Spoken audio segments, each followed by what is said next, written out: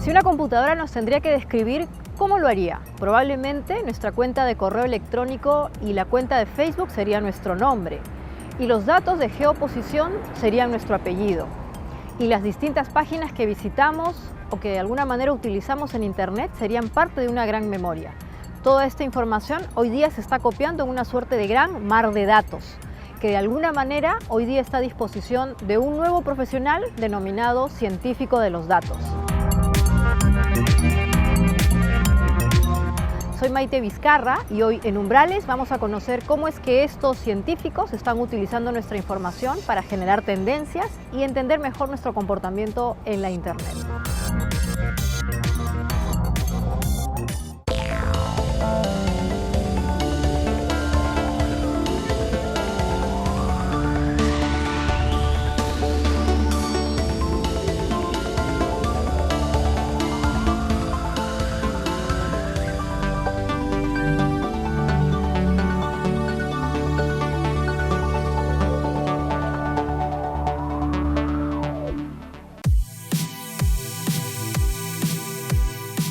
Andrea Villanes es una peruana que tiene un máster en Ciencias de la Analítica y que además se encarga de formar a los científicos de datos en una universidad americana, la Universidad de Carolina del Norte.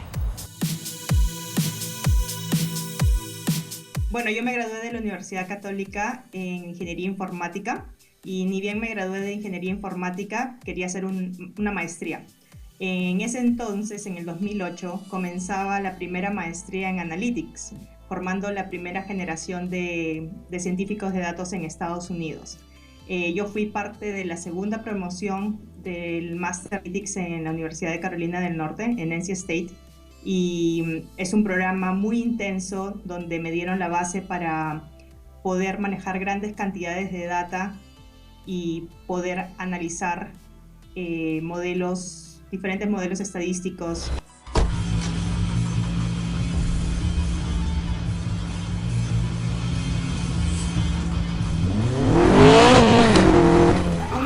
Primeros ejercicios que tuve a mi cargo fue analizar data de un juego muy conocido en la industria que se llama Need for Speed. Este es un videojuego de autos de carrera. Entonces, en esta tarea teníamos data online de usuarios que competían para así ganar múltiples premios. Entonces, la empresa estaba muy interesada en detectar a los tramposos, algo que puede llevar a la ruina a una compañía de videojuegos. Entonces, la empresa de videojuegos acumula muchos recursos, invierte recursos para poder descubrir a los tramposos. Entonces, mi tesis de maestría estuvo a cargo de tener un algoritmo, crear un algoritmo que pueda detectar en base al tiempo en el que se demora un participante en iniciar otra carrera, en base a cuánto se demora en terminar un participante de la carrera, entre muchas otras cosas, un algoritmo para que la empresa pueda detectar quiénes eran los tramposos en el videojuego. La diferencia entre una persona que está haciendo trampa y un humano es que la persona que está haciendo trampa en el juego va a utilizar algo que se llama bot. Es como un robot que hace labores automáticas en vez del humano. Entonces, las tendencias de un robot van a ser mucho más consistentes que la tendencia de un humano. El humano se demora en hacer clic para poder iniciar otra carrera, no tiene un tiempo de término de carrera consistente, en cambio el robot sí lo tiene. Entonces por ahí se puede diferenciar las dos clases de actividades. Teníamos aproximadamente 6 meses de data, de las cuales eran muchos gigabytes de información. Eran aproximadamente 100.000 usuarios a los que teníamos acceso y era data real que la compañía nos había brindado. Este algoritmo se hizo en base a 6 meses y se probó por los siguientes 6 meses. Entonces, el algoritmo te permite predecir si una persona es o no un bot. Desde las universidades peruanas, desde las aulas peruanas, ¿cómo es que se están formando a los futuros científicos de los datos? ¿Qué retos trae una de las formaciones más sexys actualmente en el sector de las telecomunicaciones y la tecnología de la información?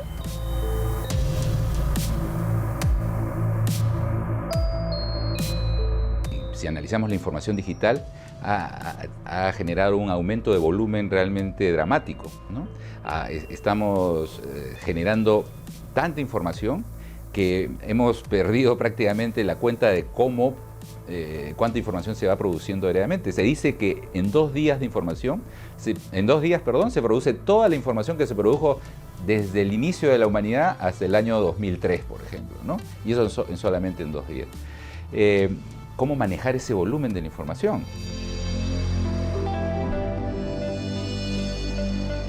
¿No? Estamos hablando pues de volúmenes que no habíamos pensado y seguramente no estamos muy bien preparados para manejarlo.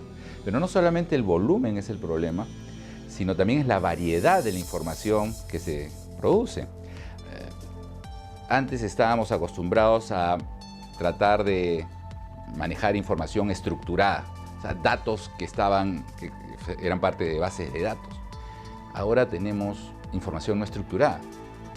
Esa información no estructurada constituye el 90% de todos los datos. Y esa información no estructurada, esos datos no estructurados, sirven para también tomar decisiones. ¿Dónde encontramos datos no estructurados?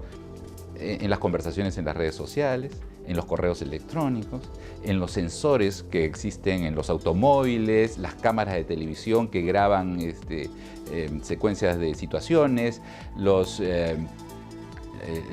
audios que podrían ser también grabados, toda la información que no se manejaba antes de manera regular.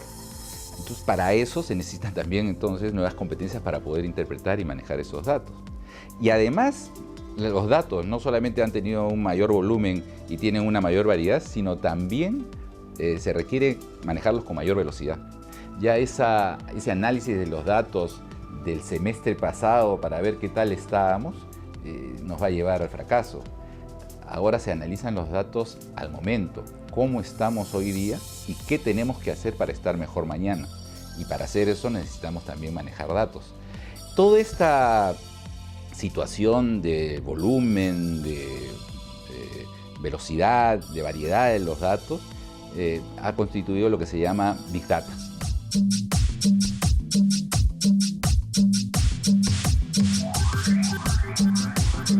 Los ingenieros de la información son nuevos profesionales que se van a especializar justamente en el análisis, en la interpretación, en la visualización de estos datos no estructurados y los van a orientar justamente a la toma de decisiones en las organizaciones.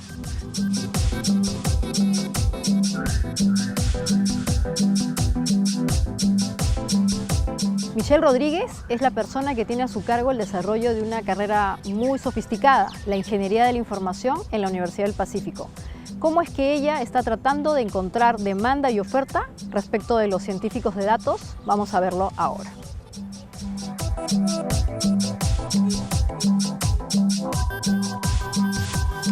Una minera cuyo objetivo es producir cierta cantidad de mineral a una calidad y en un tiempo, evidentemente depende de que su mantenimiento, o sea, el mantenimiento, todos los equipos que utiliza para generar esas operaciones estén en el mejor momento, porque si los equipos fallan, entonces tienen que parar la producción de estas grandes plantas que producen 7 por 24, 365 días al año. Y esas paradas son muy costosas para las empresas. Entonces, los analistas de datos, por ejemplo, pueden ayudar a una minera a mejorar sus pronósticos de mantenimiento y poder mejorar la calidad del mantenimiento predictivo. Porque analizan los datos, porque pueden comprender cómo funciona todo este sistema, todo este ecosistema en realidad, y pueden anticiparse a una posible falla o a algún problema que pueda haber en la operación. Entonces sí, se puede aplicar en realidad a una serie de actividades. podríamos generar sistemas que lo que nos permitan es mejorar los diagnósticos, ¿sí? Apoyar a los doctores a mejorar su diagnóstico y poder prescribir los medicamentos que sean los más adecuados o el tratamiento más adecuado para un paciente.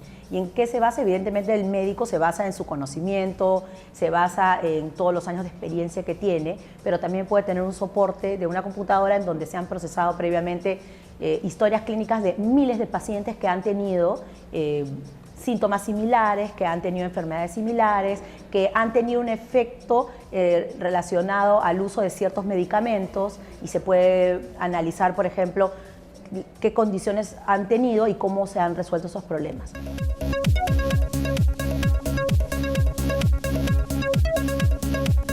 Por ejemplo, en mi trabajo, ¿no? ¿A qué clientes yo tengo que ir y llamar? ¿No?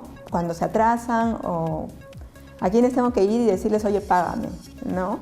Entonces ahí ya se comienza a ver toda una problemática diferente. Hay que estudiar al cliente, estudiar su comportamiento y comienzan a establecerse relaciones entre algunas variables y ese comportamiento, y entonces podemos predecir qué clientes necesitan ser llamados o a qué clientes no los llamamos, pero que sabemos que los van a pagar de todas formas, o algunos que necesitan solamente un mensaje de texto como un recordatorio, o hay otros que ya necesitan que vayas a su casa y les cobres, ¿no?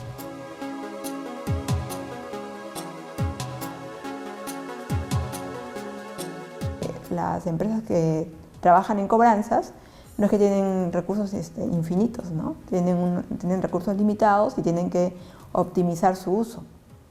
Entonces, que yo pueda decirle al gerente de cobranzas, bueno, este es el grupo de gente a la que tienes que llamar, o este es el grupo de gente al que tienes que mandar un mensaje de texto, para ellos es súper importante, ¿no?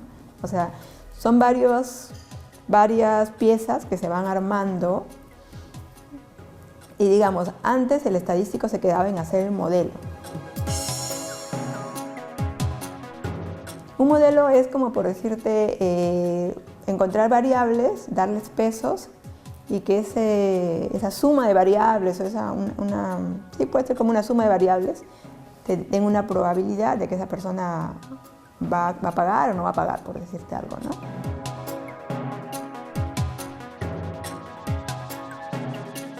Aquí en Perú lo que sucede es que los hombres pagan peor que las mujeres.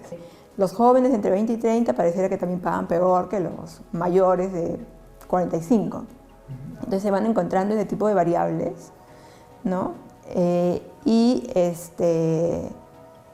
Usando varias variables. O sea, aquí en Perú tenemos mucha información, por lo menos en banca tenemos, la SBS pone a disposición de todos los bancos toda la información de los créditos de todos los clientes, ¿no? Entonces esa información es riquísima.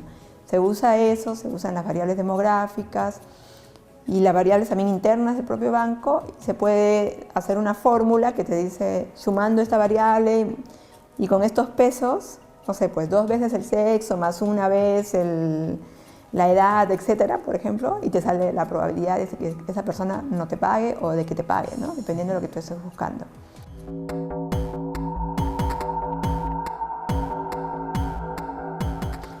Entonces, ese es un modelo. Y antes del estadístico se quedaba allí, ¿no? Y lo hacía muy manual, ¿no? Y eso, por ejemplo, ahora está cambiando, porque ahora ya no es posible que tú hagas un modelo manual, ¿no? Porque tienes muchos modelos. O sea. Entonces ya no puedes ir haciendo modelo por modelo, ¿no? Necesitas meterle un poco de automatización a ese proceso también, ¿no? Entonces ya te conviertes en una fábrica de modelos. Y eso ya es un tema más potente todavía, ¿no? Porque tienes que saber de estadística y tienes que saber programar, ¿no? Ahí ya te conviertes en un data scientist, ¿no?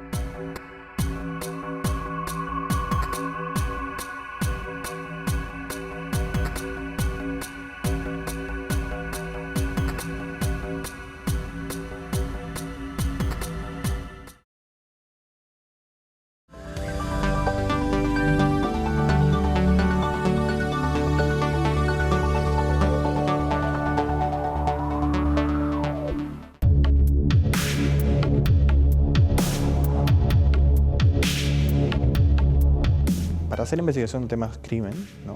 Hay varias fuentes de información. Y hay limitaciones a las fuentes de información en términos cuantitativos, ¿no? Cuando uno quiere agarrar una base de datos, por ejemplo, no está desagregada al nivel que tú quieres, no es completa, no está actualizada. Entonces, esas son las limitaciones que uno tiene siempre con los datos. Claro, digamos, hay fuentes de información diversas, digamos, algunas tienen sus limitaciones, hay oficiales, hay algunas que son, digamos, propuestas por la sociedad civil, algunos centros de investigación de las universidades también, que hacen exploración, trabajo comparado. Pero, por ejemplo, hasta el momento en Perú existía muy poco uso, ¿no?, de la información que producen los centros que digamos, están adscritos a los serenazgos en las municipalidades.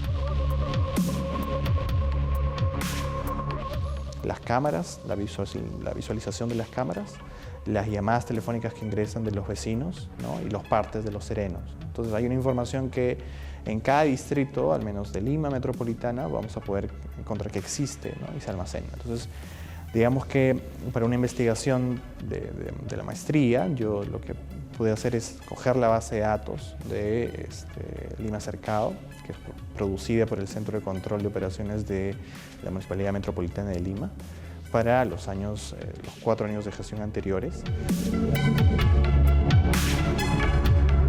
Yo me concentré en el delito de robo y hurto, o sea, un delito patrimonial, que es el más frecuente. Y lo que pude encontrar es que las cámaras, digamos, tenían un efecto reductor en el delito patrimonial, en robo y hurto, básicamente en el centro histórico, ¿no? Y haciendo modelos estadísticos, ¿no?, tratando de generar series temporales para todos los meses de los 4 años, lo que tuvimos que hacer era básicamente lidiar con 1 millón de casos. Entonces, claro, ¿no?, las cámaras permiten detectar distintos tipos de ocurrencias que suceden, ¿no? Son 41 cámaras más o menos las que están ahí, están estacionadas, están prendidas todo el día. Y hay operadores que en el centro de control están continuamente viendo lo que se reproduce, ¿no?, en los televisores, y van apuntando cualquier tipo de suceso que pueda ser, no solamente un delito, ¿no? Puede ser que existan alguna pelea, ¿no?, algún choque, algún accidente, de otros tipos. Más o menos como 70 modalidades ellos han encontrado, ¿no?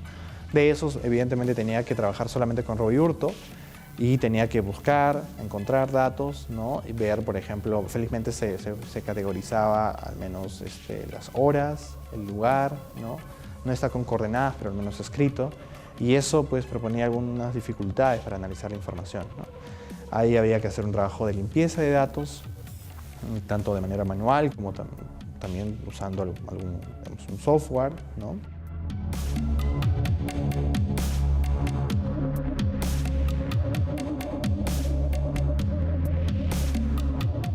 Claro, había un efecto reductor más o menos del 21-22% de toda la información que teníamos, y lo que pudimos hacer luego era preguntarnos por qué, digamos, teníamos solamente ese efecto, por qué no un 30, no un 40%, ¿no?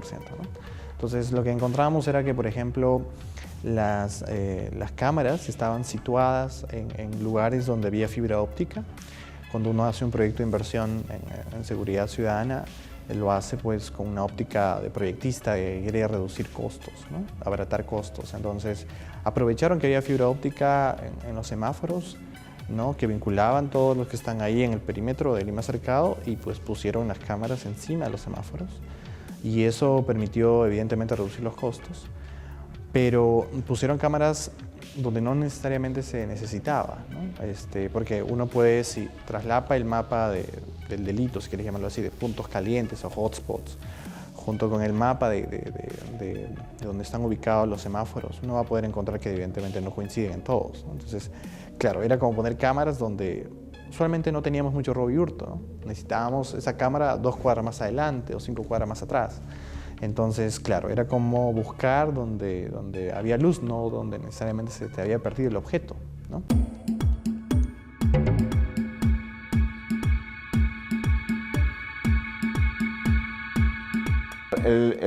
Creo que el cambio más importante en la estadística ha sido la computadora. Justamente la computadora o la capacidad computacional ha permitido que la estadística pueda, digamos, llevarse a campos que usualmente no estaban, tipo, entonces pues desde todas las carreras humanas o cualquiera ahora puede hacer un análisis estadístico porque tiene los paquetes estadísticos que nos ahorran todo el proceso de cálculo, que ese era lo que era más fregado en la parte estadística. Entonces lo más importante ahora para un cientista político, ya sea un sociólogo o alguien que va a hacer análisis de datos, es, ok, la computadora te ahorra el cálculo, pero la idea es qué analizas tú del cálculo, ¿no? ¿Cuál es tu análisis? ¿Cuál es tu extra que le pones a eso que te arroja el software, que te arroja los paquetes estadísticos? Creo que es muy importante entender fenómenos actuales que de hecho significan un reto para todas las ciencias, no solo de Big Data. Big Data es un fenómeno, es una etiqueta para un fenómeno en el cual vemos procesos, actividades que generan gran cantidad de datos, ¿no? Lani proponía que, por ejemplo, estos datos deben tener ciertas características. Primero, además de volumen, que estamos hablando ya de petabytes o digamos cantidades inmensas de almacenamiento de datos, variedad de los datos y velocidad en la que se generan los datos. Entonces nosotros estamos generando datos todo el tiempo y estos datos para alguien que tenga una pregunta de investigación correcta, pues le puede servir mucho para justamente develar ciertos patrones. Hay proyectos súper interesantes que permitirían descubrir y trabajar esas tendencias, que es Infobop, por ejemplo. Infobop es el proyecto del Jurado Nacional de Elecciones, que es una gran base de datos electoral. Y en esta gran base de datos electoral tiene todos los datos que se puede recopilar desde 1931 a la actualidad. Entonces, desde el 2000 que existen ya de nuevo estos procesos generadores de datos, ya no perdemos ningún dato. Y lo que ha hecho la institución, el Jurado Nacional de Elecciones, fue tratar de recuperar todo lo que hay hacia atrás. De esa manera, ¿qué se está permitiendo? Hacer justamente análisis de tendencias, análisis longitudinales que te permitan ver con mayor claridad, por ejemplo, ahora, algo tan necesario para el debate de la reforma electoral. Un ejemplo es, a mi entender, la aprobación de la no reelección de autoridades. La no reelección de autoridades, bueno, los medios salían que, claro, en Chosica tienes a alguien que se reelige 5 veces, en Lima tienes 2 o 3 distritos donde hay los casos íconos, ¿no? Pero sin embargo, si uno analiza los más de 1.600 distritos del Perú y las 195 provincias del Perú, se da cuenta que el fenómeno de reelección es bastante bajo en realidad. Entonces, ¿cuál es tu propósito de eliminar la reelección cuando supuestamente quieres eliminar corrupción, que quizás mejorar los controles que puedes hacer sobre las autoridades? Porque estás atacando un fenómeno que es chiquito, ¿entiendes? Entonces, de nuevo, nos parece cerca, nos parece grande porque es lo que podemos ver a nuestro alrededor. Sin embargo, lo que debería hacer alguien que propone una reforma electoral grande es, ok, analicemos los datos, ¿qué nos pueden decir los datos para, además de nuestra experiencia, además de lo que queremos como país en el sistema político, esta es la reforma que debemos encaminar, hacia acá vamos.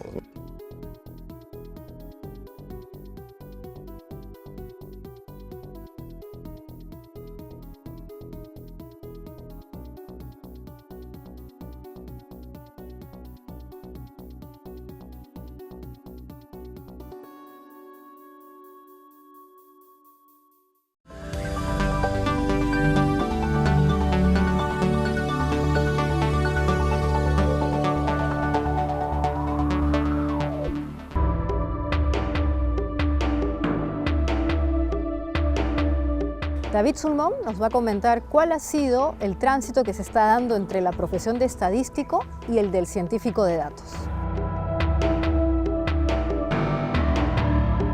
Bueno, un científico de datos es una especie de nombre nuevo, quizá más sexy para el uso de herramientas de análisis estadístico para comprender, analizar grandes cantidades de información, ¿no? Entonces es una especie de campo disciplinario, campo técnico que se abre con la conjunción de una mayor potencia computacional para hacer análisis estadísticos, aplicar algoritmos, etc.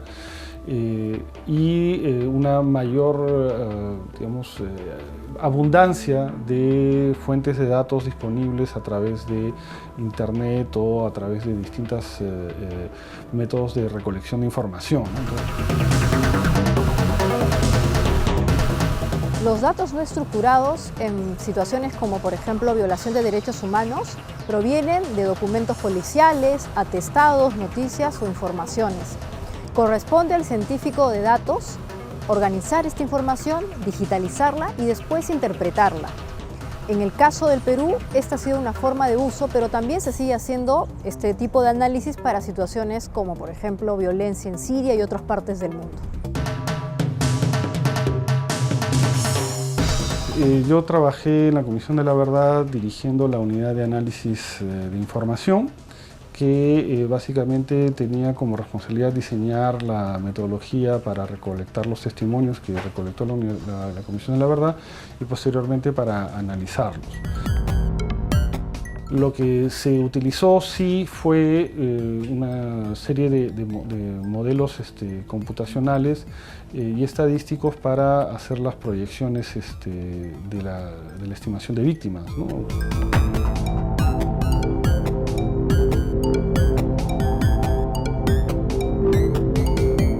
Más de 17.000 testimonios que mencionaban en su conjunto a cerca de 60.000 personas involucradas en distintos hechos. No todos eran víctimas de violaciones a los derechos humanos. Y gente que era reportada como muerta y desaparecida era alrededor de 24.000 personas ahí.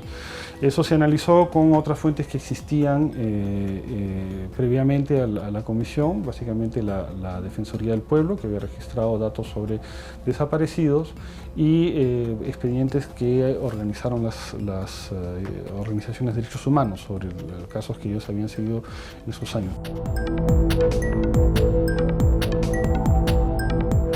Se desarrolló una serie de algoritmos y programas. Eso lo trabajamos con el Human Rights Data Analysis Group, que en Estados Unidos, dirigido por Patrick Ball, para hacer las estimaciones que conocemos, ¿no? De aproximadamente 70.000 víctimas fatales en el conflicto armado interno.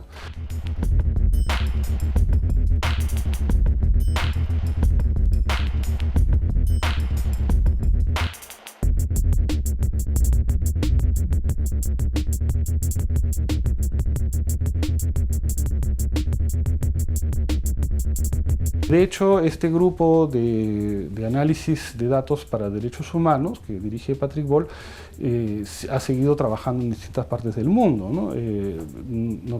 Últimamente ha hecho está trabajando en dos proyectos importantes.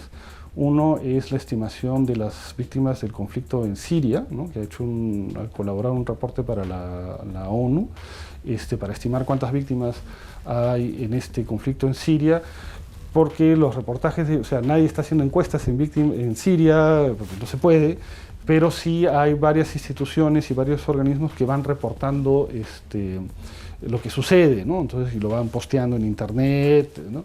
Y entonces lo que han hecho es un análisis de cómo aparecen estos patrones de registro y qué nos podrían decir sobre la posible magnitud del conflicto. Eso es un caso. Más recientemente, la semana pasada, Patrick Ball testificó en un juicio que se está haciendo a un exdictador de Chad por violaciones a derechos humanos en su país. El juicio se está haciendo si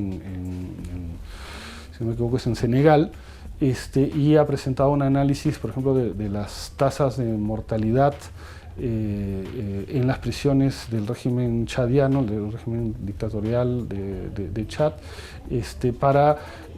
demostrando que, por ejemplo, las tasas de mortalidad de los prisioneros políticos de este régimen autoritario en África eran mucho más superiores que las tasas de mortalidad de los prisioneros en el mismo país por delitos comunes, e incluso más altas que los prisioneros de guerra norteamericanos por los japoneses en la Segunda Guerra Mundial, ¿no? Entonces, como que mostrando que hay un patrón especialmente punitivo frente a opositores políticos que derivaba en la muerte de muchos de ellos en prisión, ¿no?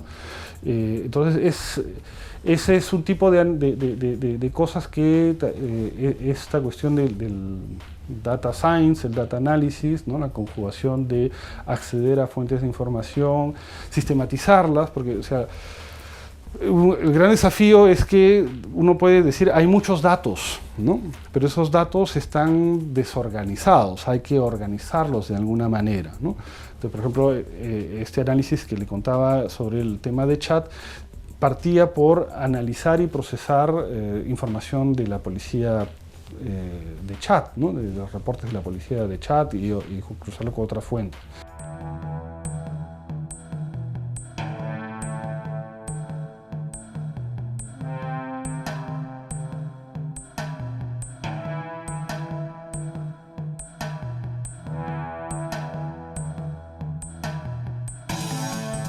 lo que pasa es que el análisis de información, de nuevo, ha revolucionado un montón porque ya no solo tienes un tipo de información. Por ejemplo, yo podría hablar de hacer un análisis de políticos y ver, no sé, cuántos políticos hay en Arequipa, cuántos políticos hay en otro lugar, etc. Sin embargo, otra cosa es analizar las relaciones entre los políticos. Y esas relaciones entre los políticos no lo vas a poder hacer con estadística. Tienes que cambiarte el chip y ponerte en análisis de redes, por ejemplo. Entonces, ahí lo que te importa no es el dato en sí, sino la relación entre las personas y qué se puede generar en base a esta relación.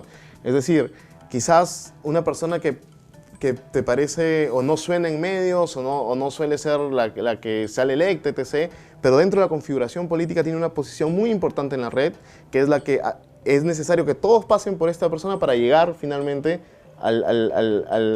digamos, al que todos quieren llegar.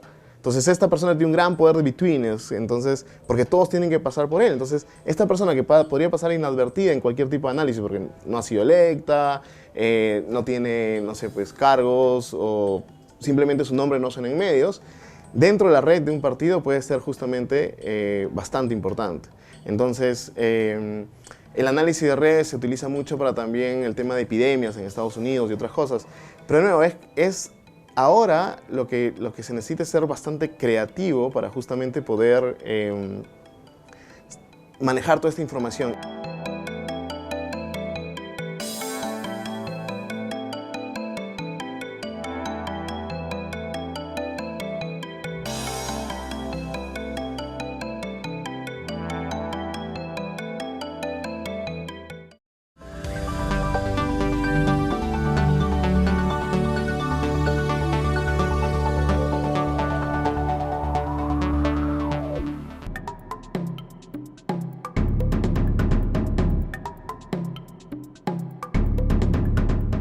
Hay un término muy bonito que ha acuñado Brian Solís, uno de los expertos más importantes en marketing digital, que llama darwinismo digital.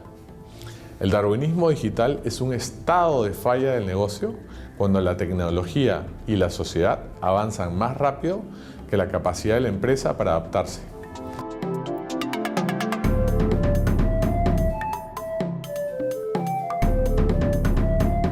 Cuando vamos a algún supermercado, y esto es común para todos, cuando uno va a una caja, lo primero que la cajera le va a pedir, o el cajero le va a pedir, es una tarjeta, que es una tarjeta que se tiene con la empresa. ¿Por qué? Porque cuando uno compra en un supermercado, si uno no da esa tarjeta de filiación con ese supermercado, la compra queda siendo anónima. Sin embargo, cuando yo entrego esta tarjeta de filiación, relaciona la compra con mi identidad. Y si eso se agrega a todas las transacciones que se producen en un supermercado, entonces los supermercados manejando esta información y aplicando técnicas estadísticas, técnicas de analítica, técnicas de manejo de datos, podrían generar perfiles de consumo. Personas de determinada edad, determinado sexo, que compran en determinado local, determinado producto y en determinada hora, por ejemplo, ¿no? Entonces, o personas que no compran esto. Entonces, las acciones de marketing podrían ser mucho más enfocadas y focalizadas a lo que realmente requieren las empresas, ¿no?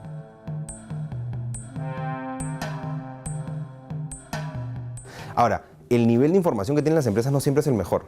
Y eso lo sé desde que estaba en la universidad y tenía que hacer trabajos. Todo el mundo me decía, mira, el nivel de información no es bueno. Y es cierto, hay un montón de información que ha sido tirada al piso, así, al tacho directo, y no la han utilizado, no la han capturado, que es lo peor. Entonces no tienen cómo saber, tú que fuiste 10 veces seguidas a comprar una tienda, ¿cuándo va a ser la 11ª vez que vayas, ¿no? No hay. Lo peor que te puede decir una empresa es, no hemos capturado esa información. Porque es frustrante para alguien que quiere realmente tratar de ayudar o tratar de darle más impacto al negocio, que te digan, no hay información, es como, bueno, vamos a hacer algo, pero no te voy a dar computadora, ni lápiz, ni papel. O sea, todo hazlo en la mente. Bueno, imposible. Imagínate que tú eres un usuario de una empresa y tú puedes tener cientos o miles de variables que pueden correlacionar o no con el comportamiento que estás buscando, con uno de los comportamientos que están buscando. Y así como tú, hay millones de usuarios. Entonces esos millones de usuarios multiplicados por las miles de variables te dan la cantidad de información que manejan. ¿Y por qué es importante el rol del Data Scientist? Porque tiene que ver cuál de todas estas miles de variables te pueden afectar o no al comportamiento. Pueden estar relacionadas y ahí es donde entra la visión de negocio.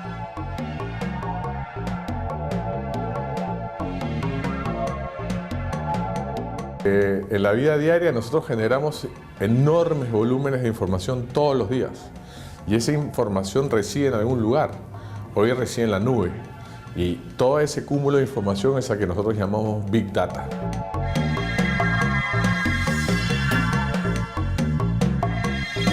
Nosotros podemos jugar con esa data, es decir, entrar a las analíticas de Facebook, de Twitter, de LinkedIn, de YouTube y encontrar patrones. Y esos patrones de comportamiento nos indican cuáles son las preferencias, qué cosas le gustan a los consumidores, qué cosas no, de qué están conversando. Nosotros podemos monitorear qué se está conversando en tiempo real en cualquier parte del país o del mundo. Hoy en día la información se va a volver un commodity. Todo lo que hacemos hoy en día en los ambientes digitales deja una huella y esa huella se convierte en información. Ahora, lo importante es cómo traduces esa información y la conviertes en conocimiento para poder tomar decisiones de manera más informada y más inteligente.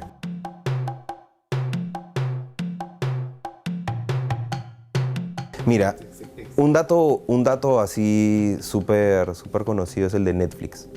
Ya, Netflix lo que hacía era simplemente te daba una membresía, o sea, tú pagabas una membresía y podías entrar a ver todas las series que tenían ahí cargadas por streaming. Lo que hizo Netflix fue analizar los comportamientos de los usuarios y llegó a la conclusión de que la mayoría de usuarios quería una serie que sea de política, ¿no? Que tenga manejo de poderes y que salga tal actor y que sea dirigida por tal director. Esa era como que la combinación perfecta. Eso es House of Cards, que es esta serie tan exitosa. Entonces, ¿cómo lo llevaron a cabo? Bueno, vieron que había una oportunidad al mezclar todos los comportamientos de los usuarios y que te daban justamente las características de tu serie perfecta. Sin embargo, esta serie perfecta había que llevarla a cabo. Entonces, ¿qué tan factible era? Y ahí viene la parte de la acción. Ya tenías el insight. Ahí está la serie perfecta. Bueno, ¿cómo la hacemos, ¿no? ¿Cómo realmente hacemos una serie? Y entra el trabajo de los guionistas de, mira, si yo tengo estas combinaciones, ¿qué puedo hacer?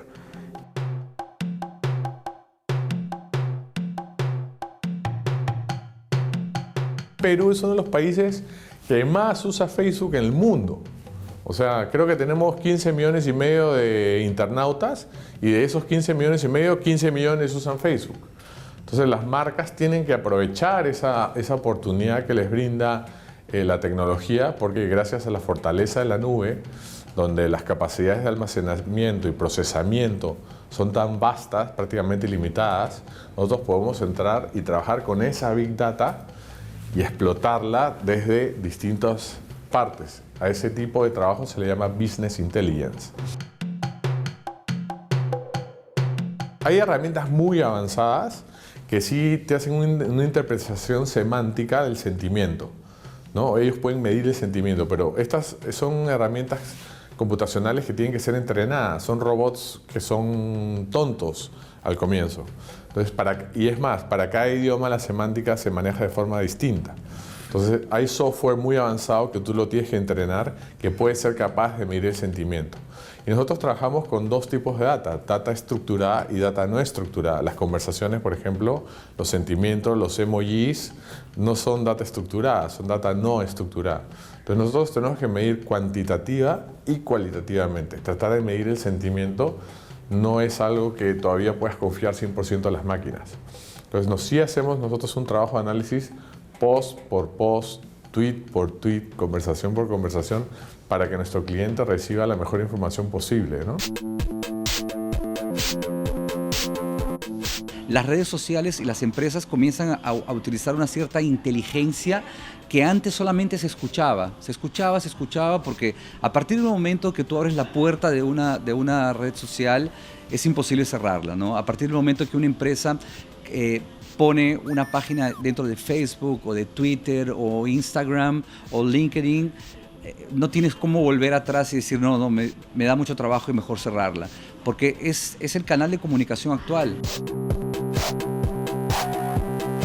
Tenemos clientes en medios de comunicación, universidades que quieren estar más cerca de sus estudiantes, ver si sus estudiantes están contentos, si no, conseguir nuevos estudiantes, marcas de consumo, plataformas de e-commerce, tenemos clientes gubernamentales, porque el gobierno lo que hace es querer saber lo que los ciudadanos están diciendo, quieren reaccionar ante situaciones de crisis, ¿no? Entonces, por ejemplo, la ciudad de Nueva York está monitorizando el crimen a través de Hootsuite y diciendo, bueno, pues, ¿dónde están las situaciones donde tenemos que prestar más atención? ¿Dónde ha habido una protesta a la que tenemos que reaccionar y qué se está publicando en esa protesta ahora mismo, en esa localización concreta? ¿Qué se está diciendo en Twitter? ¿Qué se está publicando de imágenes en Instagram en esa localización concreta? Están utilizando diferentes soluciones con nosotros para poder realizar todo ese monitoreo y responder a los ciudadanos, por ejemplo, en tiempo real, ¿no? Incluso en situaciones de crisis, si hay una inundación, por ejemplo, muchas veces lo que ocurre es que los ciudadanos pierden toda la electricidad y el único modo que tienen de contactar con alguien es a través de redes sociales. ¿Qué están haciendo los gobiernos? Hacen esa escucha en redes sociales y responden con el equipo de bomberos y los mandan porque están haciendo la escucha en redes sociales, incluso salvan a las personas porque están haciendo ese análisis, ¿no? En tiempo real todo. Tenemos mapas geolocalizados y sabemos lo que se está diciendo en una localización, qué está tuiteando la gente ahora mismo en un radio de 5 kilómetros alrededor de un concierto que está teniendo lugar, ¿no? Entonces, para las empresas es importantísimo porque no solamente veo quién está mencionando a mi marca, sino que estoy viendo lo que se está publicando en esa localización concreta, por ejemplo en Instagram y en Twitter, ¿no?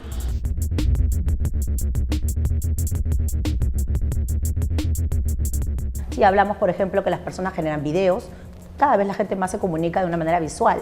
La gente cada vez, los chicos, los selfies, las fotos, los videos, los emoticones, generar, por ejemplo, yo siempre digo, ¿no? El te quiero mucho ya no es te quiero mucho, sino es TQM, es un corazoncito que puede ser verde, azul o rojo, ¿sí? Y esa forma de comunicarse va cambiando y hace que las empresas enfrenten retos de cómo entender eso.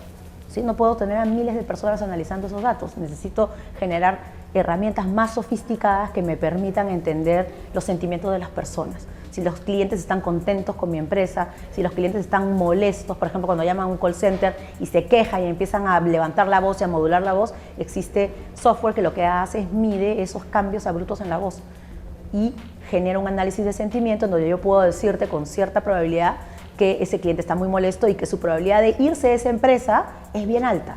Entonces yo puedo, a través del análisis de esa información, generar una acción para retener a mi cliente. Mandarle un regalo, llamarlo por teléfono, pedirle disculpas, generar una acción rápida. El dilema, ¿no? ¿Las máquinas van a reemplazar a los seres humanos? Probablemente las máquinas lo que van a hacer es ayudar a los seres humanos a hacer mejor su trabajo, ¿sí? A que las personas podamos tomar mejores decisiones basadas en información mucho más confiable y relevante.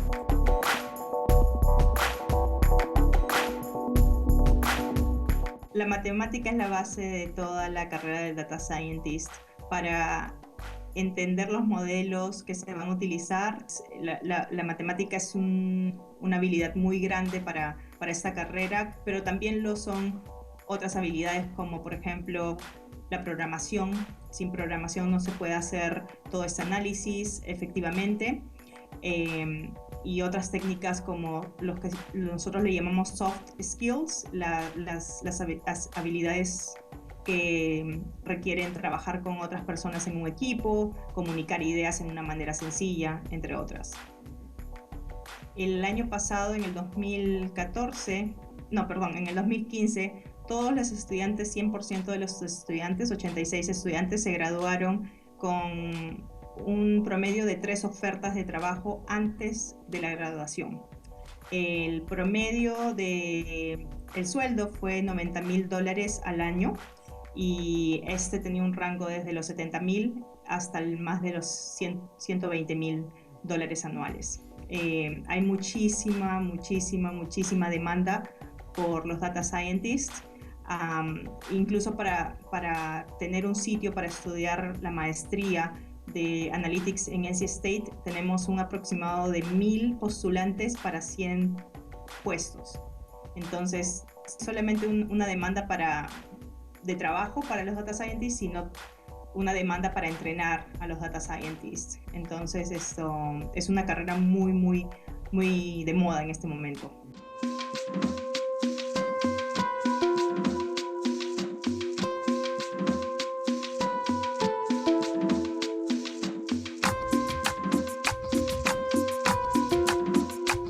El efecto de digitalizar todo en Internet nos ha llevado a un espacio lleno de datos similar al de un mar, el mar de los datos. Respecto de ese mar de datos, hoy día es posible agrupar la información, tratarla e incluso interpretarla. Esa es la labor del científico de datos que se zambulle en ese espacio para ayudar a las empresas a reinventarse ante este nuevo fenómeno. Los científicos de datos son profesionales que en el futuro tendrán una gran demanda, pero que hoy en el Perú ya empiezan a dibujarse desde las aulas universitarias.